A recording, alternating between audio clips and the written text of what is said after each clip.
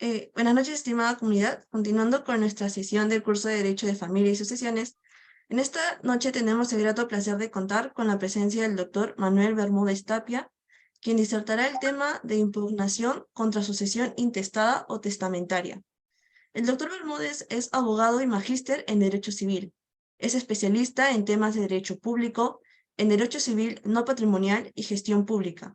Cuenta con experiencia en la administración pública en los tres poderes del Estado y ha sido coordinador parlamentario, asesor en ministerios y organismos públicos.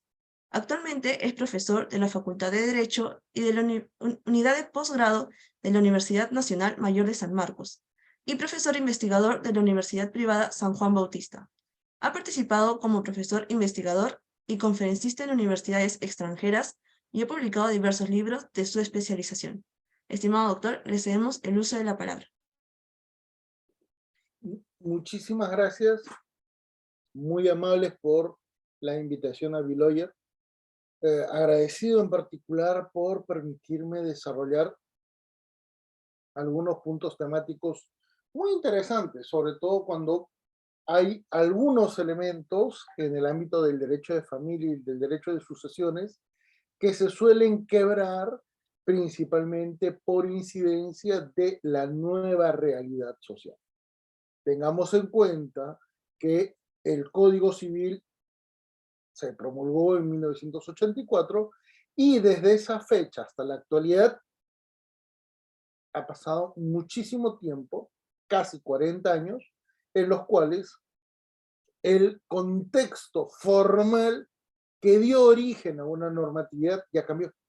Ya no se puede pensar que una norma tan antigua va a seguir siendo funcional en la actualidad cuando existen una multiplicidad de situaciones en las cuales el derecho de familia y el derecho de sucesiones y sobre todo la naturaleza del conflicto civil y del conflicto familiar nos permiten desarrollar una nueva perspectiva. Y uno de ellos es justamente el contexto problemático que se desarrolla en el ámbito judicial sobre cuestionamientos a la sucesión intestada y a la sucesión testamentaria. ¿Correcto? Por ello, permítanme detallar algunas referencias muy importantes y significativas. Cuando nosotros comenzamos a detallar y especificar el contexto sucesorio, nosotros tenemos que detallar y tenemos que sincerarnos en el contexto de cómo es que se va a desarrollar esta visión en el ámbito de una nueva perspectiva del derecho sucesorio. Lo tradicional es tener dos tipos de sucesión intestada testamentaria. A la muerte del causante, quien transfiere la masa sucesoria a los sucesores, que pueden ser sucesores forzosos o que pueden ser legatarios. El gran inconveniente es que el propio derecho de sucesiones se generó en un contexto histórico, cuando la naturaleza de esa realidad familiar hace 24 siglos nos permitía indicar que los varones, que eran los jefes de hogar en ese contexto, salían a la guerra, debían generar una condición que pudiera proyectar la eventual muerte que pudieran sufrir, porque esto formaba parte de una realidad material al ser Roma un estado imperialista y conquistador.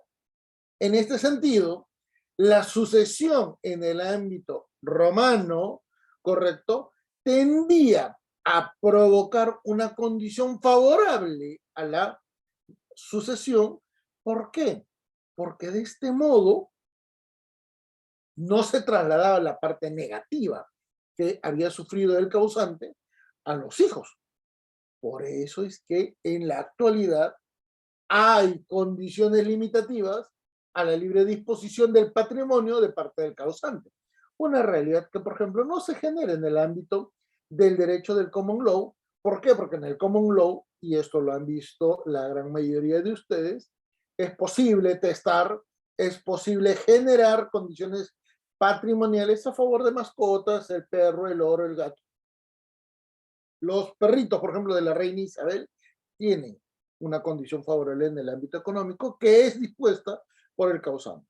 Y la razón es muy sencilla. La naturaleza del common law, que surge en el siglo VI después de Cristo y que se reformula en el siglo XI después de Cristo, tiende a proteger sobre todo el patrimonio del titular, no de la familia. El concepto de la individualidad anglosajona es totalmente distinto al concepto colectivo familiar del derecho romano, ¿correcto?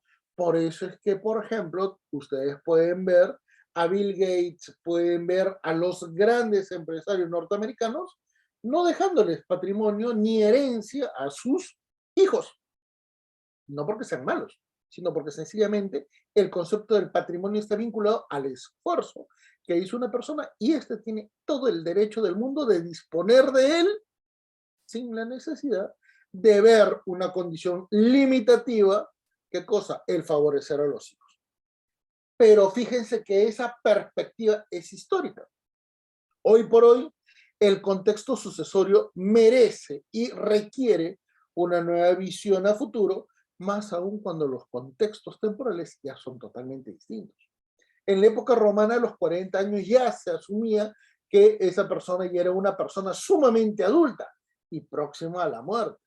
Hoy por hoy tenemos una subdivisión de la tercera edad en el ámbito de las personas que superan los 60 años de vida. ¿Por qué? Porque tenemos a las personas que tienen 80 años para más, que son considerados las personas de la cuarta edad. ¿Por qué cuarta edad? Porque tienen elementos y tienen condiciones totalmente diferentes a las desarrolladas por los adultos mayores. ¿Cómo así? Medicinas, eventualmente condiciones de vida y sobre todo un contexto de vinculación entre la capacidad legal y la disposición de su patrimonio.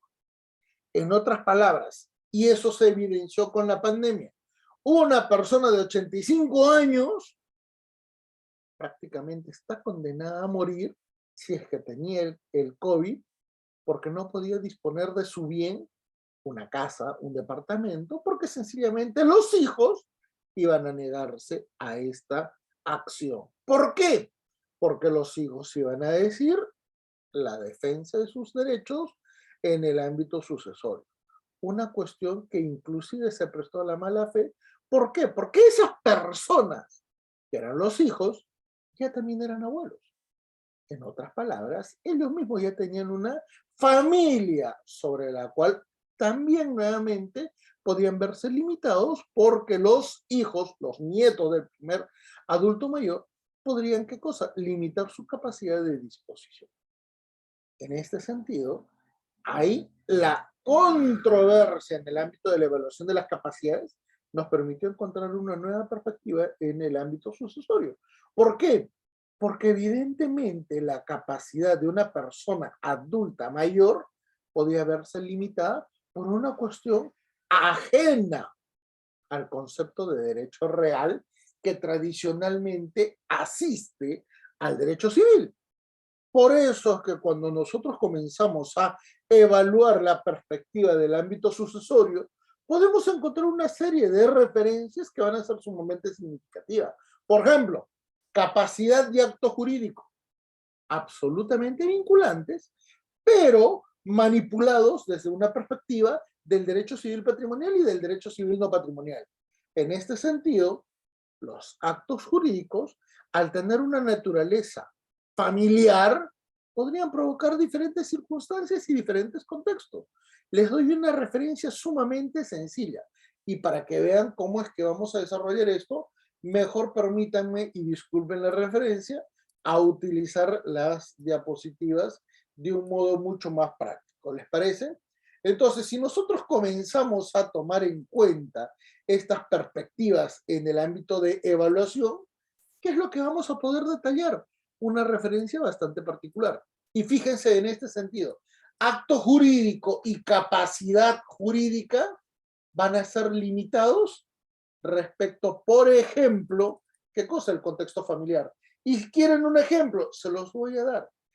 Señores, el octavo pleno casatorio civil de la Corte Suprema permite justamente sostener esta afirmación, esta condición. ¿Por qué? Porque en el octavo pleno casatorio, donde se evaluó en el expediente de 30.006 la realidad de una transferencia entre familiares que provino de una parte, una sociedad de gananciales, los padres, ¿correcto? Respecto de dos que eran categoría hijo, que además eran, ¿qué cosa? Medio hermanos. Ahí ustedes podrán observar en ese octavo pleno casatorio civil una manifestación de realidad totalmente distinta y que nos permite, ¿qué cosa? Evaluar el contenido y el alcance, ¿qué cosa? De la confrontación entre el derecho civil y el derecho de familia. En dos perspectivas, la perspectiva vinculada al ámbito patrimonial y económico y otra bajo una perspectiva de naturaleza de proceso familiar, de contexto familiar, ¿correcto? Eso nosotros lo vamos a poder analizar porque en el derecho de familia vamos a tener nuevos tipos de familia, ¿correcto? Van a surgir una serie de contextos demasiado de demasiada identificación, a tal nivel, por ejemplo, que la semana pasada el Tribunal Constitucional volvió a insistir, ¿qué cosa? En dejar improcedente pedidos de reconocimiento de exequatur de familias que se habían casado en el extranjero, pero que tenían una condición, ¿qué cosa? De ser matrimonios del mismo género. ¿Y qué es lo que dijeron? No, no, no. En el Perú no se puede aceptar estas normas porque nuestro Código Civil lo prohíbe, conforme detalla el libro de familia, en la cual solamente puede haber matrimonio entre varón y mujer. No se dieron cuenta los anteriores magistrados del Tribunal Constitucional y los actuales que el Perú está adscrito a la Convención Americana desde 1969 y se hizo ejecutiva, ¿qué cosa? En la década de los años 90, sobre la cual el caso Duque versus Colombia tiene que ser aplicado a nuestra realidad y que por lo tanto ese tipo de discriminaciones no resultan válidas. Y de ahí nos damos cuenta que hay una contradicción objetiva entre el derecho tradicional y el derecho que hoy por hoy exige una visión constitucional y una visión además procesal, sobre la cual tenemos la constitucionalización del derecho de familia y el derecho procesal de familia. Y eso lo vamos a poder observar, ¿qué cosa? En el contexto de derechos reales respecto de la naturaleza familiar de muchas situaciones. ¿Por qué? Porque, por ejemplo, la propiedad no es tomada en cuenta, ¿qué cosa? Bajo esta perspectiva. Entonces, la propiedad tiene límites. Pero un momento, cuando nosotros estudiamos derechos reales, ahí nos damos cuenta que no es admisible esa hipótesis de limitación de la propiedad. Para que vean cómo es que se ha mal interpretado, ¿qué cosa? Nuestro contexto civil. ¿Por qué? Porque siempre se asumió que el artículo 4 de la Constitución prevalece sobre el artículo 1, lo cual es un error. Y es un error absolutamente inaceptable en un Estado de Derecho. ¿Por qué? Porque el artículo 1 sustenta el Estado de Derecho, sustenta el régimen democrático, sustenta la creación de un Estado, legitima al Estado, ¿correcto? ¿Cómo puede ser posible que un artículo tan importante se vea limitado en una malísima interpretación del artículo 4 porque se le entiende y se le ha asignado el valor de defensa del matrimonio, cuando en realidad no defiende el matrimonio, promueve el matrimonio, ¿correcto? Y defiende personas en situación de vulnerabilidad, porque no en cualquier situación es tutelable. Por ejemplo, no defiende a la mujer por el solo hecho de ser mujer, conforme ahora muchos grupos feministas han querido plantear. No, señores, defiende a la mujer en situación de abandono y defiende a la mujer en situación de gestación, como también defiende al adulto mayor y al niño, en función de ciertas condiciones negativas. ¿Por qué? Porque todos tenemos dignidad, ¿correcto? Entonces, ahí nos damos cuenta que en el contexto de nuestra realidad, por ejemplo, ¿cómo podríamos analizar el contexto notarial, registral y además el ámbito contractual si nuestro país es informal en extremo, donde menos del 17% de zonas urbanas tienen registradas, ¿qué cosa? Las propiedades. Y donde no existe catastro, por ejemplo, y donde solamente el 6% de todos los bienes inmuebles en el Perú son registrados. Y donde menos de 10.000 testamentos al año se registran de un total de población adulta de más de 14 millones. Entonces, no es coherente este contexto de realidad frente al ámbito, ¿qué cosa? Que plantea la vigencia de una norma decimonónica porque contradice nuestra realidad. Y eso lo contrastamos con el concepto de capacidad de la persona. ¿Por qué? Porque recuérdese que inclusive el acto de testar y el acto de disponer del patrimonio están condicionados y están limitados en el contexto familiar, ¿correcto? Y los actos personales en el tiempo pueden también traer controversias, como por ejemplo el contexto de lo que implica eventualmente las condiciones sobre las cuales se puede generar, ¿qué cosa? La reivindicación de derechos, ¿correcto? En el ámbito sucesorio.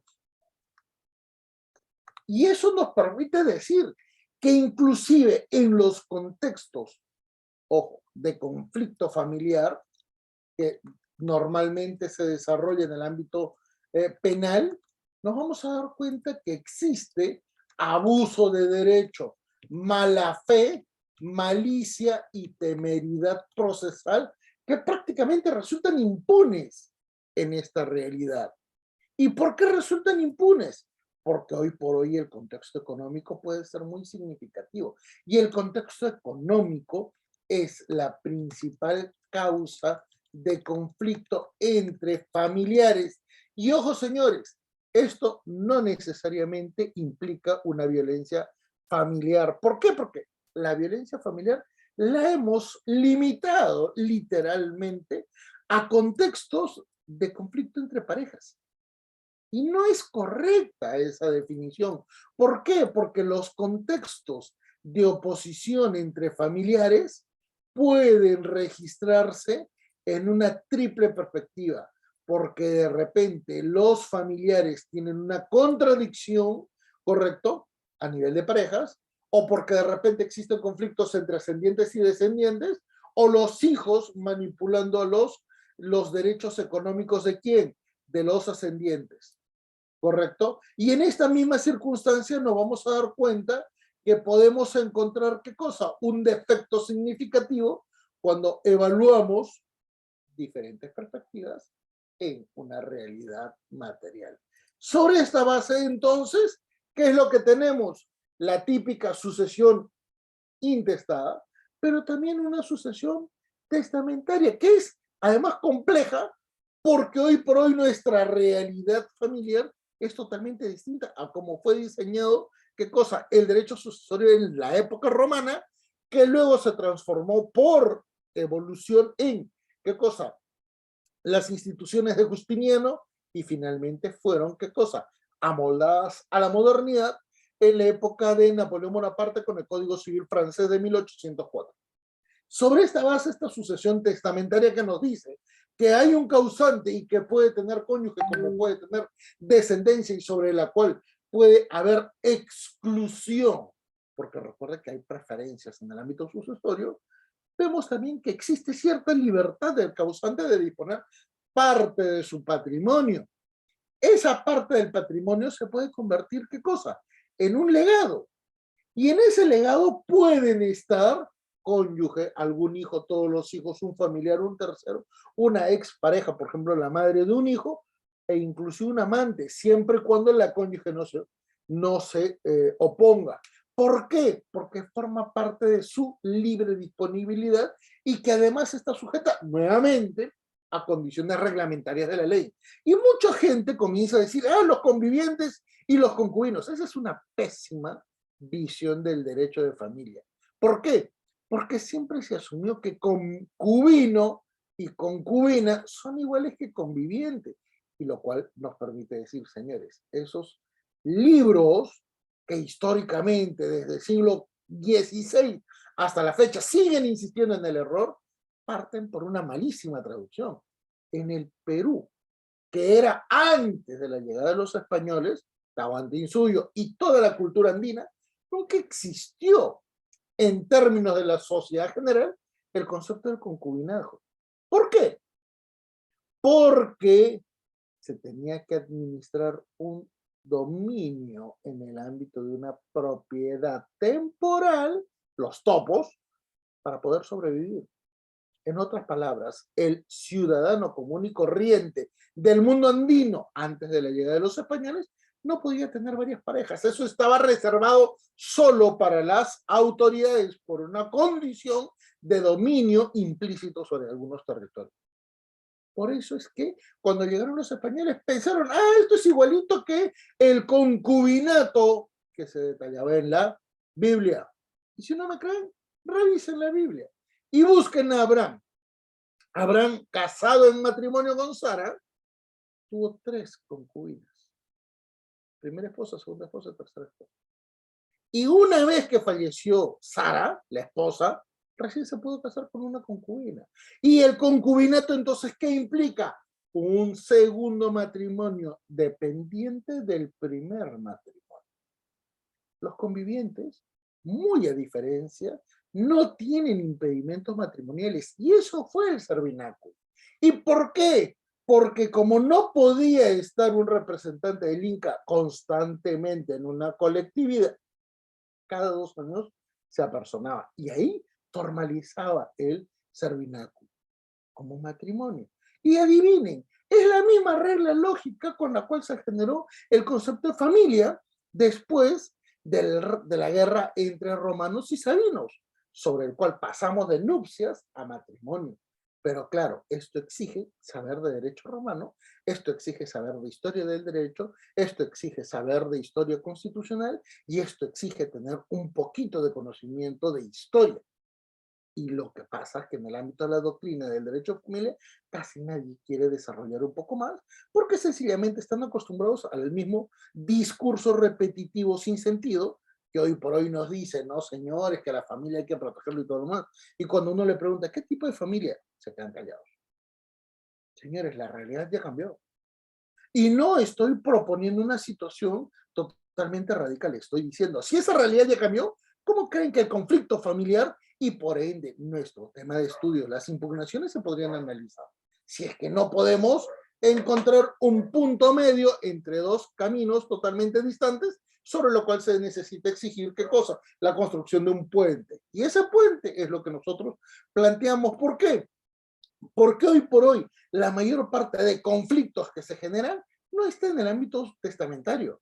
Porque ahí, si bien es cierto, hay conflictos, estos están muy limitados principalmente al ámbito de derechos reales, al ámbito del contrato, porque en realidad el testamento se desarrolla sobre una base de reglas contractuales, en el ámbito, ¿qué cosa? De la sucesión intestada. Porque hoy por hoy ya no solamente existen familias nucleares, existen una serie de referencias totalmente distintas sobre las cuales podemos encontrar familias convivenciales en el ámbito formal. ¿Por qué? Porque además hay una subdivisión en el ámbito de las convivencias y podemos encontrar hasta 4 categorías, correcto, hasta 5. ¿Cuáles son las 5? Vean, primera categoría, relaciones convivenciales que han sido decretadas por órgano judicial u órgano administrativo como convivencias formales. En otras palabras, ojo, convivencia y matrimonio son equivalentes. No significa iguales, son equivalentes. ¿Se sabe por qué? No puede aplicarse el concepto de igualdad. Igualdad exige que tengan la misma naturaleza jurídica. El concepto de equivalencia implica necesariamente una naturaleza jurídica diferente. Por ejemplo, se los voy a mencionar, ¿correcto? No es lo mismo un documento tipo agenda que eventualmente, ¿qué cosa? Un libro. Ambos podrán ser hechos de hojas, ambos podrán tener tapa, ambos podrán tener diferentes características, pero la semejanza queda ahí. La equivalencia no podría aplicarse porque tienen naturaleza jurídica distinta. Y es lo mismo que ocurre. En otras palabras, estas relaciones compuestas por dos personas libres de impedimento matrimonial, superando los 2 años de convivencia pública y pacífica, han sido decretados o ellos mismos han registrado su convivencia, con lo cual ya tienen una categoría superior. Segundo nivel, personas que habiendo superado los requisitos exigidos por ley, conforme al artículo 5 de la Constitución peruana, no registran ni habilitan una condición legal como para efectos de hacer válida, ¿qué cosa? Su propuesta ante terceras personas. Si ocurre alguna situación probablemente negativa, se tenga que recurrir a la vía judicial para hacer válida la defensa de algún derecho. Pero un momento, ¿tienen algún límite? No. Pero recuerden, en el ámbito de la formalidad y en el ámbito de la seguridad jurídica, no van a poder acceder a la tutela de sus derechos de forma inmediata si es que no tienen un reconocimiento legal expreso.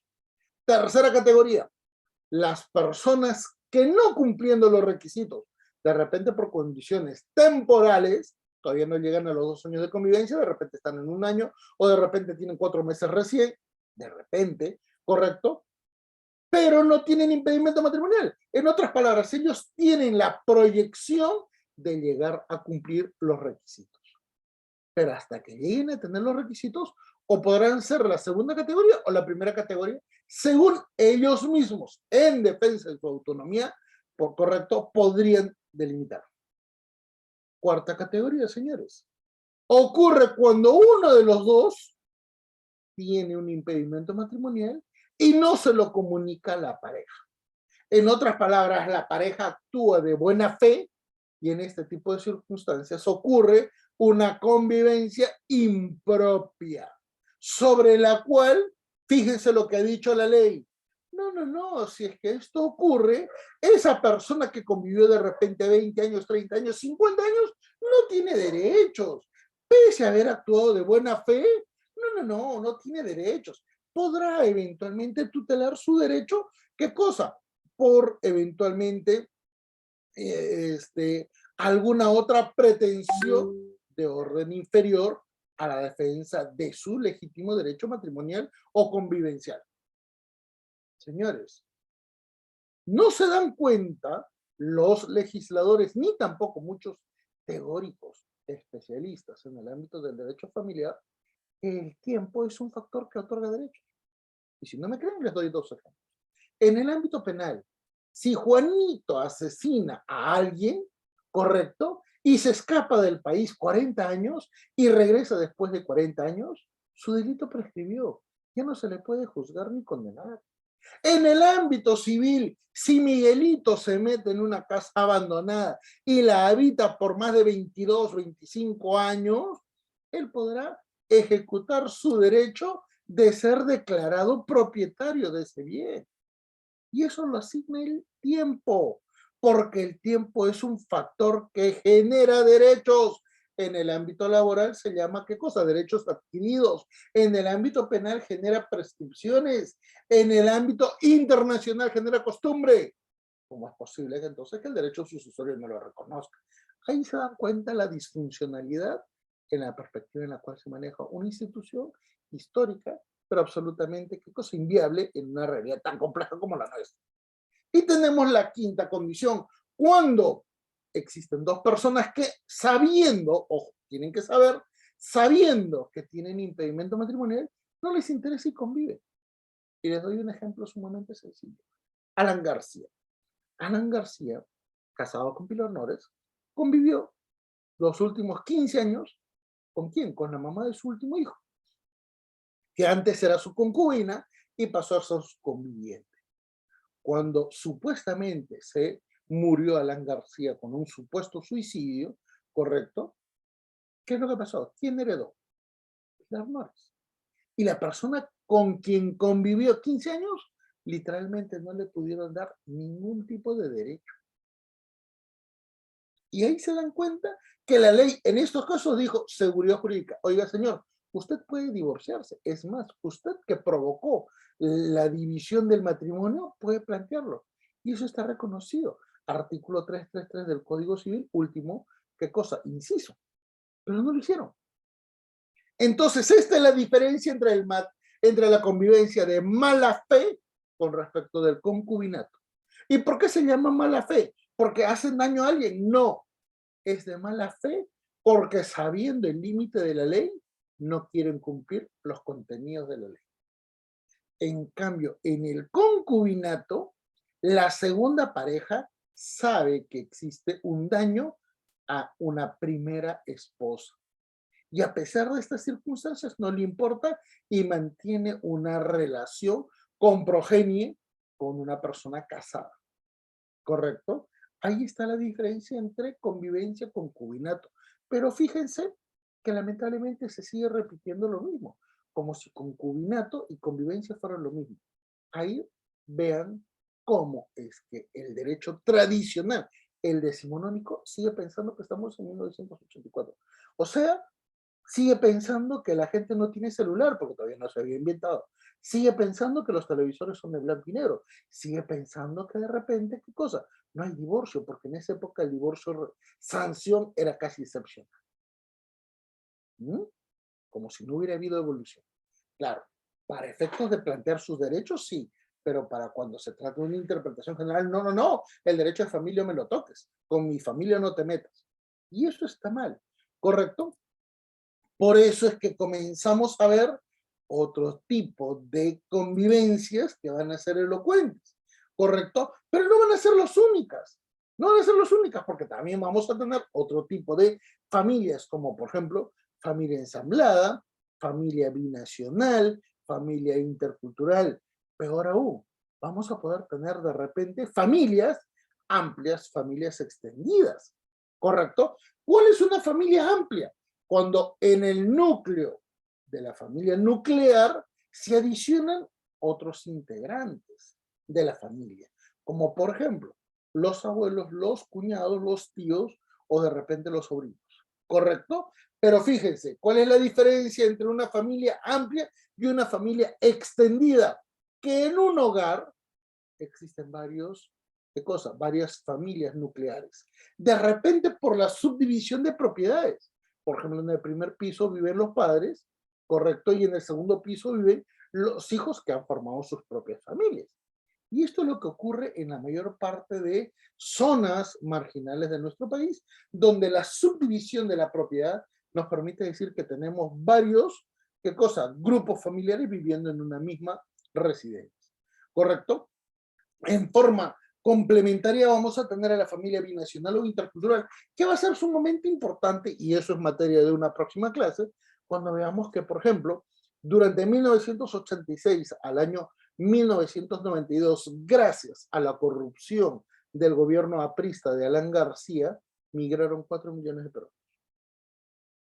La misma realidad de Venezuela de la actualidad de los últimos años, en donde migraron 4 millones de venezolanos en edad productiva, esto es, en capacidad de trabajar, ¿qué pasó a Perú? Alan García destruyó el país, quebró la economía nacional, manipuló el sistema estatal al generar, ¿qué cosa? Una perversión en el ámbito de la contratación pública, contratando a tanto inepto, correcto, que literalmente el país fue una desgracia. Y muchísimos peruanos tuvieron que migrar para poder salvar a sus familias. Producto de esa migración, pues se llama diáspora, es que se generaron las remesas. Y esas remesas son las que provocaron el cambio económico en nuestro país, inclusive antes de la época de Fujimori con la Constitución del 93. Entonces muchos dicen, la mejora del país se dio por Fujimori. No, se dio antes. ¿Por qué? Porque las remesas no formaban parte de la economía formal del país. Y por eso que se comenzaron a generar las MIPES y las pymes, Y eso revolucionó todo. Y eso respondió principalmente a familias binacionales. ¿Por qué? Porque habían familias separadas. Ojo, la familia no se dividió, la familia se separó. Vivía en el extranjero y todos los demás vivían en el país. Pero llegó un momento en que esa familia separada se divide completamente. ¿Por qué? Porque la distancia va provocando alejamiento. Y la distancia permite que quien migró también genere una nueva familia en donde ha migrado. Y ahí está, las familias sucesivas, las familias paralelas, las familias secuenciales. Una realidad totalmente novedosa que se generó en los últimos 20 años. Y que, por cierto, ningún tratadista en el ámbito del derecho a familia lo quiere desarrollar porque esto implicaría que tenga que salir de su zona de confort. Como si solamente en el país fueran a vivir, ¿qué cosa? Familias matrimoniales debidamente registradas, ¿qué cosa? Sobre la base de las iglesias y el registro de, ¿qué cosa? La Iglesia Católica en nuestro país. Ahí nos damos cuenta que estas realidades materiales son tan significativas cuando comenzamos a ver los problemas de familias paralelas, los problemas de familias consecutivas, los problemas de familias secuenciales. ¿Cuál es la diferencia? Voy a detallar. Familias consecutivas, ¿cuáles son? Una persona finaliza una relación matrimonial convivencial de progenitor no interesa y no tiene automáticamente o inmediatamente otra relación familiar. Ejemplo, Juan se separa de María y a los 5 años de separado comienza a tener una nueva relación con una tercera persona y nuevamente tiene otros hijos. En otras palabras, María, que era la primera esposa, nunca sentirá qué cosa que ha sido desplegada o que eventualmente ha sido expectorada de la relación matrimonial por la presencia de otra persona, porque esto suele pasar, ¿correcto? No hay circunstancias como para echarle la culpa a alguien, esto ocurre. En cambio, la familia consecutiva, ¿qué cosa es? Juanito casado con María, inmediatamente se separa, a veces ni siquiera se divorcia y ya está viviendo con Lucía. Esto suele pasar. Y esto, ¿saben cómo se registra? En el ámbito sucesorio, cuando se hacen impugnaciones a la sucesión o al ámbito de la disposición de patrimonios, cuando comenzamos a registrar, ¿qué cosa? Nulidades de acto jurídico, ¿dónde? En el ámbito de las casaciones. ¿Y por qué? Porque las partes procesales comparten apellidos, se detallan que son sucesores del mismo sujeto, del mismo causante, pero sin embargo se llevan sumamente mal porque entre ellos han ejecutado, ¿qué cosa? Varios procesos judiciales como para poder, ¿qué cosa? Cuestionar los derechos que eventualmente pudieran tener en mérito a la sucesión. Esto, señores, ocurre y eso nos permite decir que existe una tercera categoría que es la familia paralela. ¿En qué sentido se maneja la familia paralela? La familia paralela es aquella en donde los dos grupos familiares no saben de la existencia de la otra persona. Entonces, ocurren las situaciones de matrimonio y convivencia, o dos convivencias en paralelo, y al final cuando llega una situación de sucesión, no saben qué hacer, porque eventualmente el derecho peruano excluye a una segunda familia. ¿Qué es lo que ha sucedido en Colombia en el año 2008? ¿Qué es lo que ha sucedido en México en el año 2011? En Brasil, en Argentina 2012. Que este tipo de controversias llegaron hasta la Corte Suprema o a las instancias máximas de los órganos judiciales en dicho país. En Colombia, que es el primer antecedente, 2008, se llegó a registrar que existía una conviviente que no sabía ni podía tener el conocimiento de que su pareja estaba casado y que mantenía la misma relación, ¿qué cosa? Matrimonial, como si no tuviera ningún tipo de negatividad, ¿correcto? Y la Corte Suprema, perdón, la Corte Constitucional, adscrita a la Corte Suprema, detalló que en este tipo de situaciones la buena fe de la señora la hacía titular de un derecho y en este caso un derecho previsional, y otorgó una condición de equivalencia al matrimonio real y a la segunda convivencia. ¿Por qué? Porque ninguna de las víctimas había provocado esta situación de negatividad por parte de quién, del causante. Y comenzamos entonces a desarrollar este tipo de familias paralelas, ¿dónde? En la jurisprudencia comparada. Pero nosotros en el Tribunal Constitucional tenemos dos sentencias donde ocurren justamente este tipo de controversias entre familias paralelas. Pero claro, el Tribunal Constitucional, para evitar meterse en un tema de derecho de familia, se centró solamente en el ámbito de la disposición de las cuotas de libre disposición y el derecho vinculado al ámbito, ¿qué cosa? La sociedad ganancial y matrimonial para efectos de dividir derechos. ¿Qué hubiera pasado si el Tribunal Constitucional hubiera tomado de forma activa, de repente, alguna posición sumamente más interesante, sobre la cual de repente ya hubiéramos tenido, ¿qué cosa?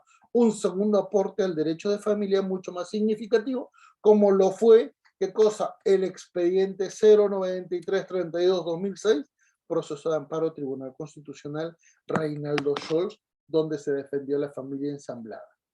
¿Mm? Bajo este tipo de circunstancias, entonces, es previsible que eventualmente podríamos analizar otro tipo de realidades familiares. Por ejemplo, respecto de los sucesores forzosos. O eventualmente, ¿qué cosa? En la definición de el mejor manejo de un contexto sucesorio. Porque recuerden, nuestro país tiene muy pocos casos de sucesiones testamentarias.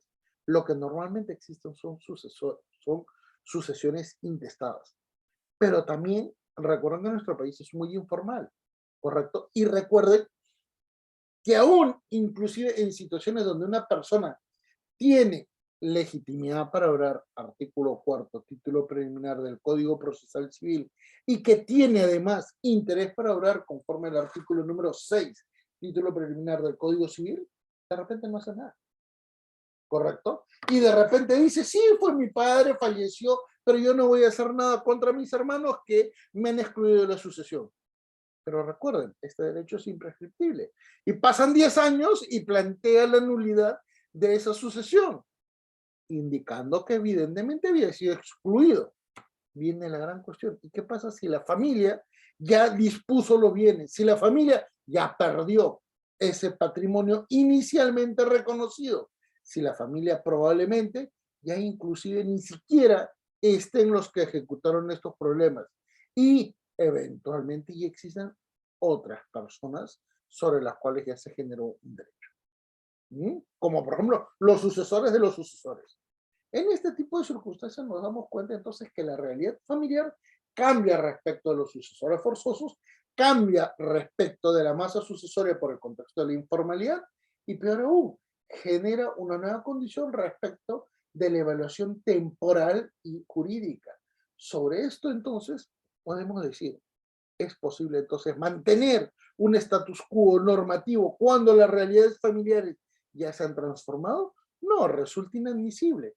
Y eso se puede observar, por ejemplo, con respecto a la acción de petición de herencia, ¿correcto? Donde vemos varias situaciones. En particular, cuando existen diferentes ámbitos que se pueden materializar en jurisprudencia, ¿correcto? Primera situación, por ejemplo, solamente para poder detallar, porque esto se desarrolló en el pleno casatorio en la casación 3006, 2015 Junín. Vean, señores, los diferentes contextos donde se puede aplicar lo que estamos desarrollando como materia de exposición. Cuando los hijos del causante del primer matrimonio o primer grupo familiar ejecutan la sucesión a sabiendas de la existencia de una pareja convivencial. ¿Correcto? En otras palabras, los hijos saben que el papá o la mamá tienen una nueva pareja y a la muerte de este causante, sencillamente lo excluyen o la excluyen. Y esto ha pasado. Eso pasó en el octavo pleno casatorio, ¿correcto? Y eso también ha pasado en muchísima jurisprudencia. ¿Y qué es lo que sucede? Vamos a tener dos situaciones sumamente elocuentes. Por un lado, vamos a tener un régimen de, ¿qué cosa? Sucesión intestada, que toma entre 6 meses a 9 meses en ser totalmente ejecutada y que inclusive puede ser, ¿qué cosa? Notarial, esto es, no necesariamente se tiene que analizar judicialmente. Y por otro lado, ¿qué es lo que vamos a ver? Para que esa segunda conviviente pueda reconocer algún tipo de derechos, tiene que ir a un proceso de conocimiento para reconocer la convivencia. Con lo cual toma 2 años o 3 años probablemente en tener el reconocimiento. A los 3 años, los causantes que inicialmente la excluyeron, literal, ya no podrían, ¿qué cosa? Ser sujetos de ser demandados para efectos de volver a tener una masa sucesoria sobre la cual pueda generarse una condición positiva para quien inicialmente fue excluido. Entonces, fíjense en este sentido los errores con un simple caso. Segunda referencia, cuando un sucesor es excluido de la sucesión por acción directa de los otros sucesores. El último hijo, el hijo nacido de repente en una relación extramatrimonial. Y claro, como es menor de edad, o de repente, porque se ejecutan condiciones negativas, nos vamos a dar cuenta un gran defecto y una gran condición limitativa. Correcto. Ante este tipo de condiciones, vemos un tercer y cuarto caso. Cuando, por ejemplo, el causante muere en el extranjero. Y esto es materia de una de nuestras próximas clases. ¿Por qué? Porque cuando muere en el extranjero, probablemente en este tipo de circunstancias, los bienes no son de conocimiento del primer grupo familiar que todavía está en el Perú. ¿Correcto? Y eso suele pasar. ¿Cuánta gente murió estando en pandemia? Y literal, la familia que vive en el Perú no sabía qué pasaba en el extranjero. Y esto ha sido materia de muchísimos procesos, de muchísimas consultas. ¿Por qué? Porque los sucesores en el país no podían ni siquiera salir para poder enterrar o al papá o a la mamá, que probablemente ya tenía otra familia, de repente una pareja en el otro país, que no tenía ninguna condición limitativa para efectos de disponer de todo el patrimonio. ¿Por qué? Porque en ese país no estaba declarada ninguna condición familiar del causante. Entonces, fíjense cómo se van generando las realidades cuando en realidad vemos la cuarta referencia, que es una situación donde vemos familias paralelas y donde probablemente el contexto de la familia formal sea sumamente elocuente. ¿Por qué? Porque hay casos en los cuales, a sabiendas que ese matrimonio nunca ejecutó ningún tipo de defensa, ni ningún tipo de acción contra, por ejemplo, un abandono de hogar o contra una condición que probablemente hubiera provocado un menoscabo en sus derechos, sencillamente espera que fallezca y ahí plantea la defensa de los derechos. ¿Por qué? Porque evidentemente es un cónyuge o una cónyuge. Y eso, señores, se llama mala fe. Eso se llama temeridad. ¿Correcto? Ante ese tipo de circunstancias,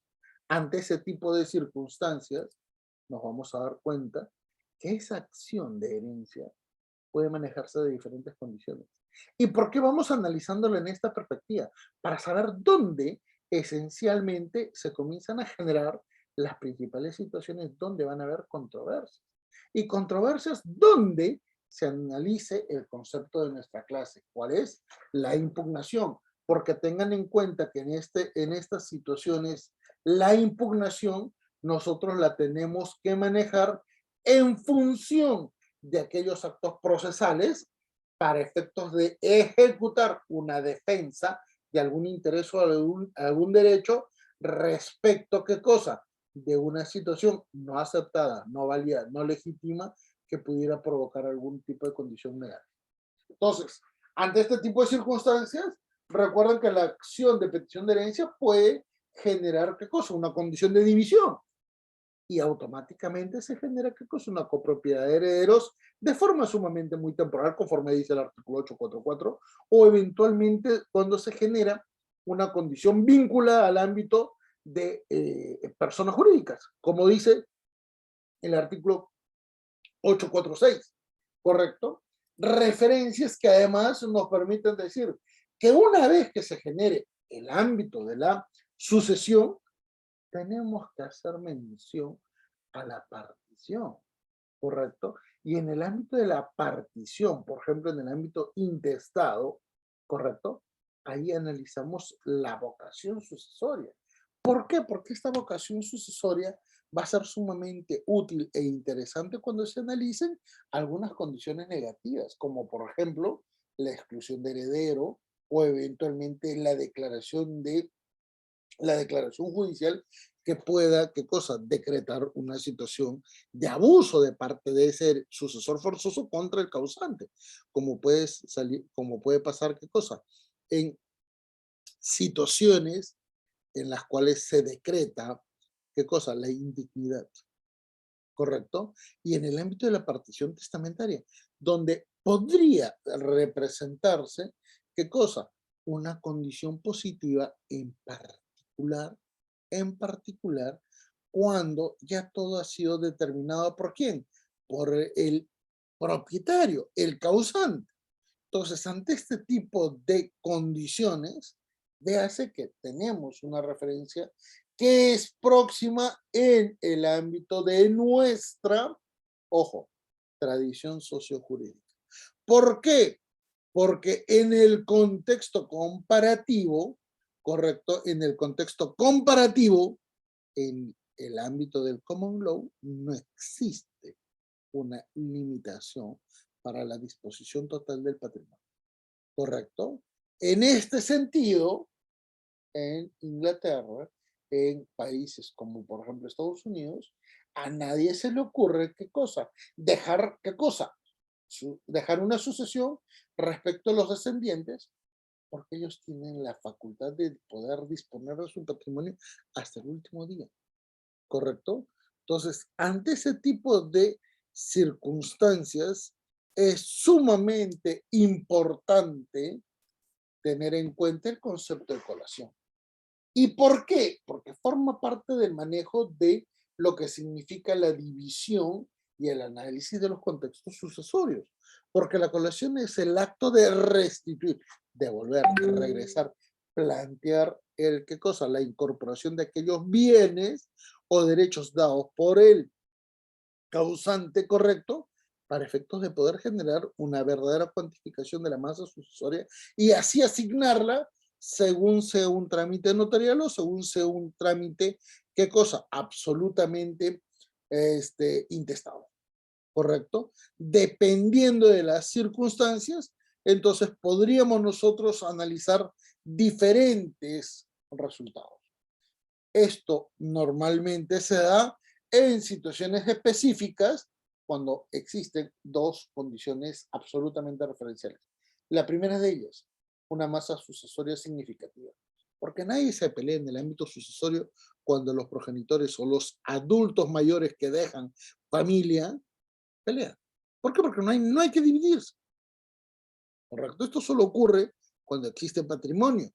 Ahora, el gran problema es que aún, inclusive en situaciones de patrimonios muy pequeños, el contexto del conflicto sigue siendo absolutamente elevado, con lo cual pues hay una condición material grave. ¿Por qué? Porque probablemente ninguna acción judicial llegue a recuperar el mismo valor patrimonial o económico de lo que se hizo o de lo que se ejecutó. Entonces es mejor tener en cuenta una proyección y una condición. ¿Por qué? Porque recuerden, los anticipos de herencia pueden no ser devueltos conforme a disposición del propio testamentario, ¿correcto? Y en este tipo de circunstancias todo va a depender de quién, de factores exógenos también, como por ejemplo el registro del otro progenitor. En otras palabras, si Juanito solamente tiene una cónyuge y solo tiene un hijo, este hijo terminará heredando el 100% del patrimonio de los progenitores. Pero un momento, si hay varios hijos y probablemente Juanito tenga hijos en diferentes parejas, el contexto no va a ser el mismo, porque los hijos fuera de matrimonio no van a heredar, ¿qué cosa? La cuota que tiene la cónyuge, que de repente genera una sociedad de gananciales con Juanito. ¿correcto? Ante este tipo de circunstancias, pues es conveniente nivelar los derechos de los que participan en el ámbito sucesorio, pero recuerden, esto además genera una condición de seguridad jurídica. Y lo malo de esto es que la seguridad jurídica suelen generar problemas a los grupos dominantes en un territorio. ¿Por qué? Porque no se puede tratar de la misma manera a todas las personas. ¿Correcto? Entonces, ante este tipo de referencias, es sumamente importante entender el modo en el cual funciona nuestro sistema procesal y sistema judicial. ¿Cómo así? Porque fíjense, de las dos sucesiones testamentarias, ¿cuáles van a ser los principales problemas que nosotros vamos a poder registrar? ¿Correcto? ¿Cuáles van a ser las principales circunstancias que nosotros vamos a detallar en este ámbito absolutamente especializado? Bueno, comencemos entonces a evaluar en el ámbito testamentario, intestado, que es el mayoritario, que tenemos sucesores no registrados, inclusive en situaciones hasta de, ¿qué cosa? Concepción. Correcto, se tiene que esperar el nacimiento para poder generar una pretensión. Pero ¿qué sucede si en el embarazo, correcto, de este nuevo causante, ya el patrimonio se dividió en la sociedad? ¿Mm? Y ahí nos damos cuenta que eventualmente puede también registrarse un contexto negativo. ¿Cuál? Que se registren sucesores no convocados, que suele ser, ¿qué cosa? Una de las situaciones más coloquiales en el ámbito de nuestra jurisprudencia. O el manejo, por ejemplo, de todo lo que implican adelantos de herencia o eventualmente facultades de disposición del patrimonio a efectos de apoyar, ¿qué cosa? El desarrollo de los hijos por parte de los progenitores, como ha ocurrido en la mayor parte de los conos en Lima y en las zonas, ¿qué cosa?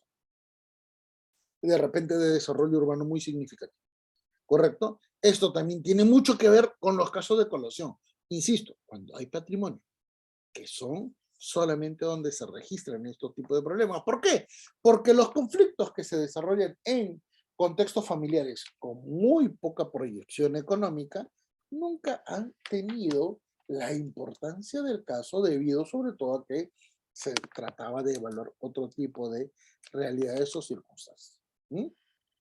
Ante ese tipo de situaciones, por eso es que las acciones reivindicatorias son muy elocuentes y siempre se han ido registrando. ¿Por qué? Porque puede llegar a suceder que en un contexto familiar, por ejemplo, el causante que tiene hijos y nietos registra que uno de sus hijos ha fallecido y para dotar derechos de repente a una nieta no reconocida, la asumen como tal. Entonces hay una serie de variables que necesitan ser estipuladas de una mejor manera, porque cuando vemos el contexto testamentario, recuerda, ¿cuál es la principal causa de las impugnaciones sucesorias? Señores, el incumplimiento de las formalidades. Muchas personas creen, bueno, yo agarro una pequeña hojita, voy a declarar qué cosa, que todas mis cosas sean a favor de mi madre, las otras cosas, por ejemplo, los libros, sean a favor de mi papá y eventualmente qué cosa, no sé, de repente algunos bienes van a ser para mis familiares. Pero un momento, yo tenía hijos. Al tener hijos, yo excluyo a quién, a mis ascendientes y al resto de personas no decretadas en el testamento. Estoy actuando mal, estoy actuando negligentemente. Por eso es que el cumplimiento de las formalidades son absolutamente válidas para decretar qué cosa, las situaciones de nulidad, como también las de anulabilidad e inclusive qué cosa, la formalización de una situación negativa, como por ejemplo, qué cosa, Juanito dispuso, qué cosa, que su hijo iba a tener la propiedad del segundo piso por el solo hecho de ser titular de algún derecho respecto a su padre. ¿Correcto? Fallece el padre y claro, el hijo podría decir, esto ya me lo trasladó.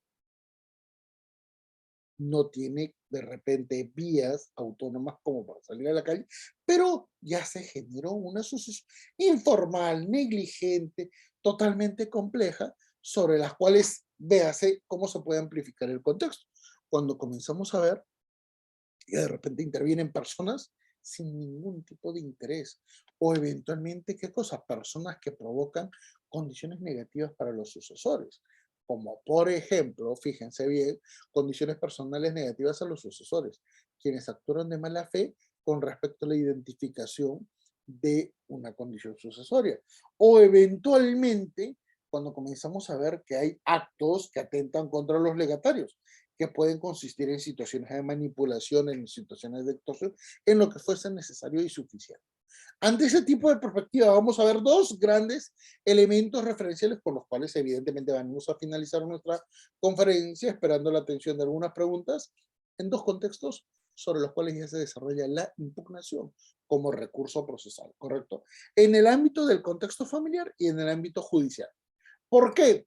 Porque cuando vemos el contexto familiar, recuérdase, hay contextos vinculados a la informalidad. Pero un momento, ¿cómo se registra esto? Propiedad no registrada. Propiedad, eventualmente, ¿qué cosa? Sin ningún tipo de antecedente formal. O eventualmente, ¿qué cosa? Próxima a ser regularizada. COFOPRI, situaciones del Programa Especial de Titulación de Tierras, el PET, nunca llegaron a formalizar toda la propiedad en nuestro país.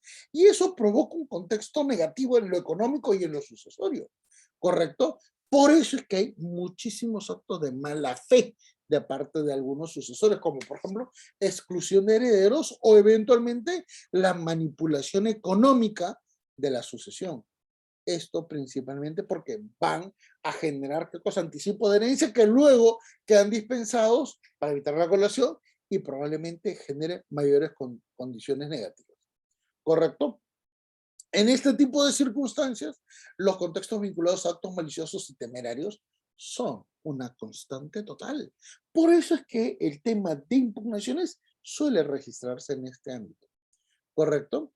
Entonces, ante estas referencias, es lo que suele ocurrir y suele registrarse. El contexto de violencia familiar.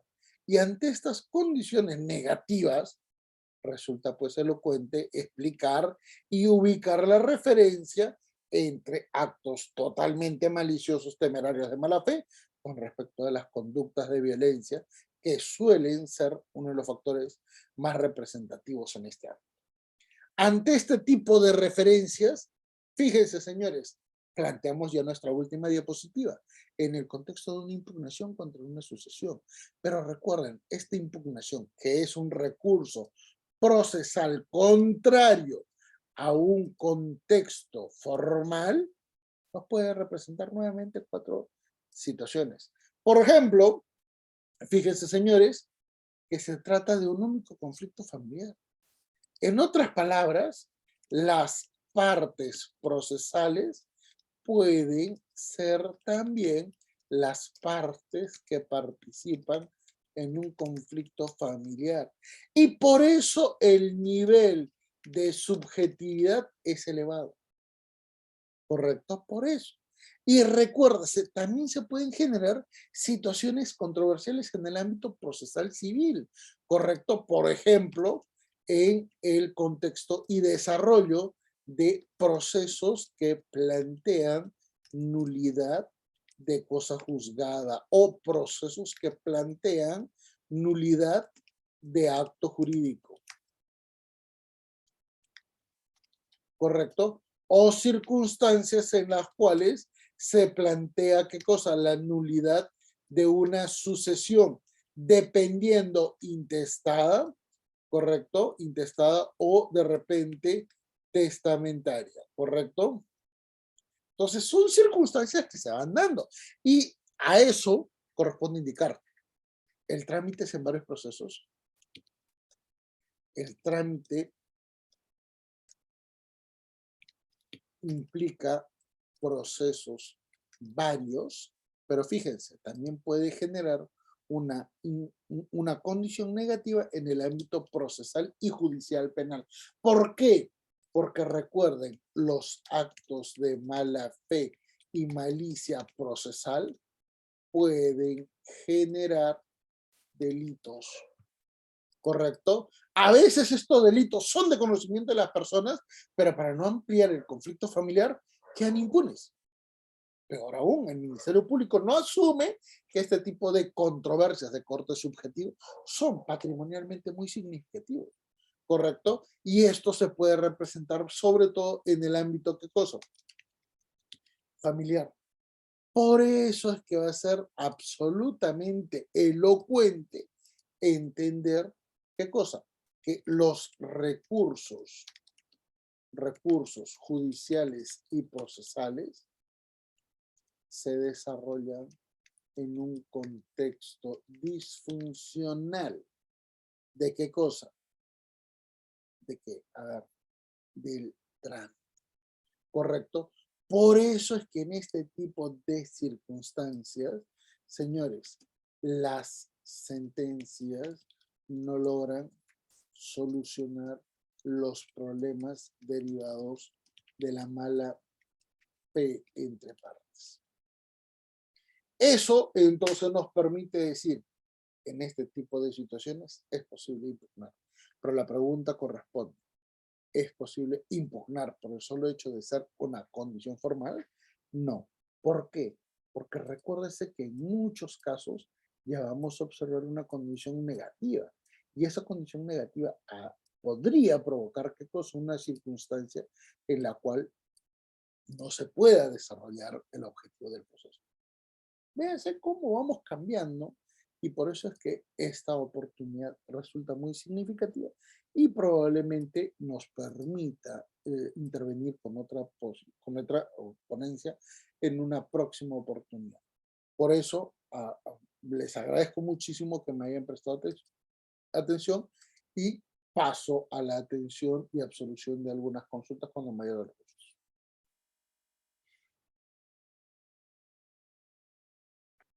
Mm.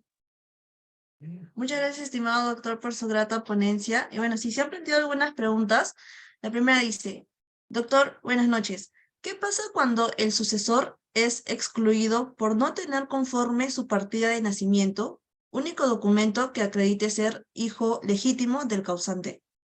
No es excluido ahí. Correcto, ojo, una cosa es ser excluido, en otras palabras, no participa del proceso sucesorio. Y otra es tener un inconveniente, en este caso de corte administrativo, que le limitará el proceso de participación sucesoria. Ahora bien, cuando ocurren este tipo de circunstancias, imaginémonos en el peor escenario, que de repente uno de los hermanos no ha registrado una tilde, o de repente se registró con S y con Z. ¿Qué es lo que puede hacer este sujeto? Plantear una medida cautelar para que no se desarrolle el trámite correcto sin él y ejecutar de forma paralela la ejecución de este requisito, que suele ser muy común. Gracias, doctor, por su respuesta. La siguiente pregunta dice, doctor, buenas noches. ¿Qué opina del testamento que dejó el actor Diego Berti? Lo que sucede es que cuando comenzamos a ver el contexto de los testamentos, mucha gente dice, oye, pero le dejó la casa a la empleada doméstica.